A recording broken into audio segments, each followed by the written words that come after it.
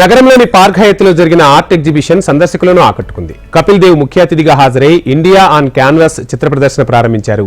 దేశంలో ఉన్న ప్రముఖ చిత్రకారులు తమ కుంచె నుంచి జాలువారిన అద్భుత చిత్రాలను ఎగ్జిబిషన్లో ప్రదర్శించారు.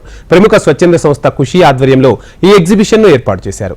చిత్ర కళాకారులను కూడా ప్రోత్సహించాలని నగరంలో ఇలాంటి ఎక్స్పోలు ఏర్పాటు చేశామని, వీటి వలన కళాకారులకి మంచి గుర్తింపు, గౌరవ మర్యాదలు కూడా దక్కుతాయన్నారు నిర్వాహకులు. అయితే ఖుషీ అనే స్వచ్ఛంద సంస్థ అనేక మంది పేద పిల్లలను చదివిస్తోంది.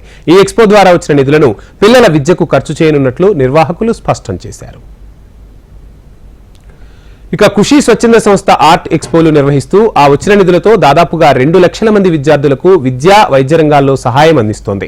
ఖుషీ స్వచ్ఛంద సంస్థ ద్వారా ఎందరో చిన్నారుల ఆకలి, చదువు, కనీస అవసరాలు తీరుతున్నాయి. ఎక్స్పో నిర్వహించడం వల్ల చిత్రకారులను ప్రోత్సహించినట్లు ఉంటుందని, వారి ప్రతిభకు గుర్తింపు దక్కుతుంది అంటున్నారు. కేవలం ఎక్స్పో నిర్వహించడమే కాకుండా మిగతా రంగాల వారికి కూడా వచ్చిన నిధులతో సేవా కార్యక్రమాలు అందిస్తున్నారు.